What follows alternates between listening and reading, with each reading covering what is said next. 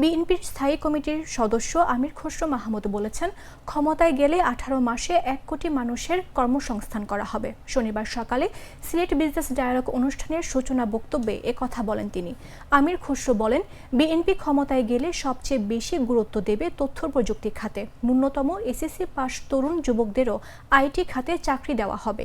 তিনি বলেন, ব্যবসাকে রাজনীতির বাইরে রাখতে হবে, ফেসিস্ট মুক্ত করতে হবে। ক্ষমতায় গেলে প্রথম দিন থেকেই ব্যবসা বাণিজ্যের উন্নয়নে বিএনপি সরকার কাজ করবে।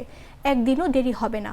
যারা কৃষিতে বিনিয়োগ করতে আগ্রহী তাদেরকে সেই সুযোগ তৈরি করে দেওয়া হবে। কৃষিপণ্য বিদেশে রপ্তানির লক্ষ্যেও বিএনপি কাজ করবে।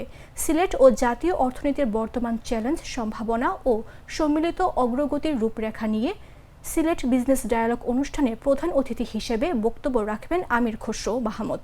বিশেষ অতিথি হিসেবে উপস্থিত রয়েছেন বিজেএমইএ সভাপতি মাহমুদ হাসান খান বাবু ও সাবেক সভাপতি ফজলুল হক। শিয়া বাটার ও ভিটামিন ই সমৃদ্ধ লিলি হালাল বিউটি সোপ, তারুণ্যময় উজ্জ্বল ত্বকের জন্য।